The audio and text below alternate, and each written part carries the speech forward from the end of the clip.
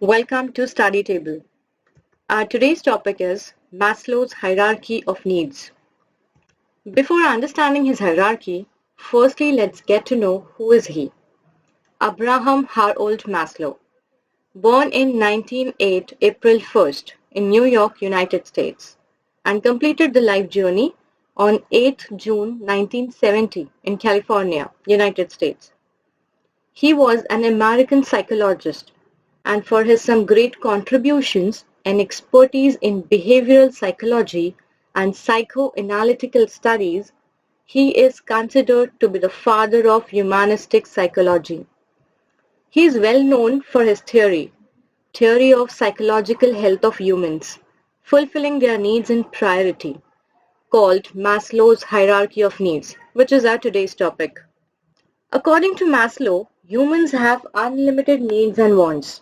He never satisfied or settle at one. They always go for the next. Since we have a number of desires and needs ahead to fulfill, there is a need to prioritize them. Men should know which needs are the most important one, so must be fulfilled first, then next, and then later next. Yes?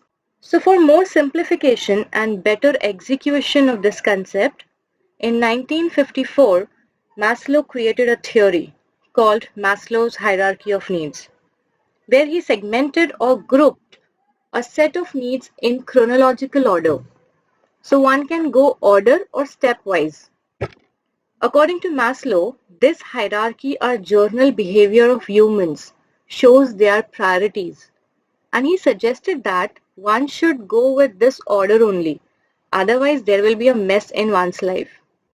So here we have a set of needs created by Maslow. We can see 5 set of needs here in hierarchy format. We have to start with the lowest one, and then once this set of needs is fulfilled, we can go for the next stage, and then third stage, fourth, and finally on the fifth. So that's how we have to go stepwise like a stairs, and at last we can finally reach at the top. So first we have physiological needs here, then safety and security needs, third is social needs, then esteem needs, and then finally we can achieve self-actualization needs. We'll understand all the set of needs one by one, okay? So here we go. Our very first stage is to fulfill physiological needs.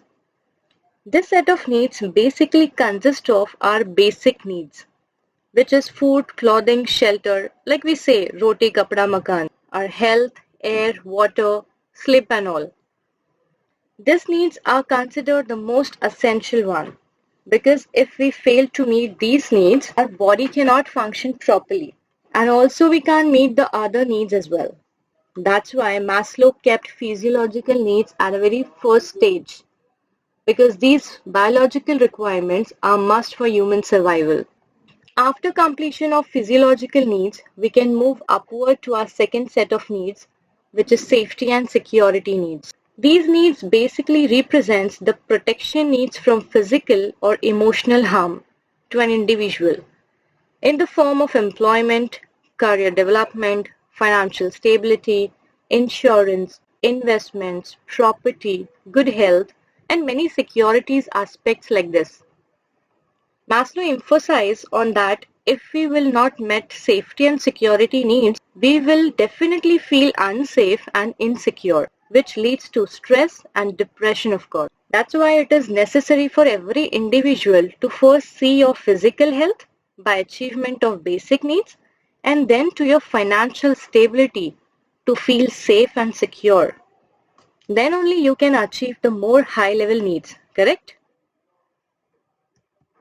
After physiological and safety needs have been fulfilled, our third level of human needs is social needs, which can also be referred as love and belongingness needs, which means the desire for interpersonal relationships and being part of a group. For example, these needs include friendship, trust, family, affection, and loved ones. This set of needs is very important for personal well-being. If these needs are not met, it could lead to mental health issues.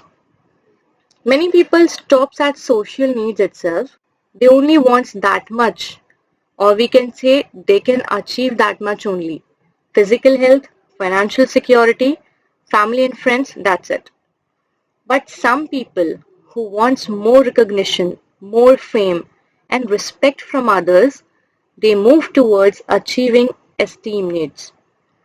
These needs include self-worth, confidence, appreciation, and respect from others, status, prestige and all.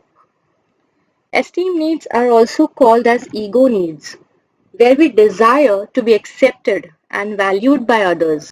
Now here we reach at the top of the pyramid, which shows the highest level of human needs, known as self-actualization. According to Maslow, it is the point at which a person fully realizes their potential and lives following their innermost desires and dreams. Full potential means what? What a man can be, he must be, right? Self-actualization brings inner satisfaction, inner peace of mind, and surely happiness to one's life. Very few people reaches at the top of this point, as it comes after the completion of all our four set of needs, which also takes time, efforts and all. So yes, this is the hierarchy of needs by Abraham Maslow, where he divided all the human needs in 5 levels, from bottom of the hierarchy to upward. We can say this is a basic model for understanding human behavior, which will help us to understand human psychology, as each level represents a different set of human needs and motivation. Well, we'll take a small recap, okay? First stage in Maslow's hierarchy is physiological needs, which includes all the basic needs for human survival, like roti, kapda, makan. Then second, we have safety and security needs, which represents one's financial stability from employment, insurance, investments and all.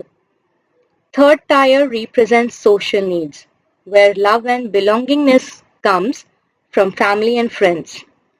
Then we have esteem needs to satisfy our ego by fame, recognition, status and respect in the society. Okay? And finally at the top, self-actualization, where one can live following his dreams, live just for himself. So like that, we can also prioritize and line up our needs also and can go stepwise. So it will be more clear and easier for us to find out the direction where to go.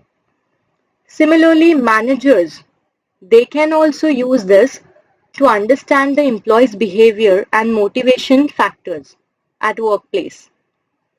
So yes, we'll stop here. Hope you all understand and have no doubts now. We'll meet soon with a new topic, new concept. Till then, StudyTable wishes you all the very best. Thank you.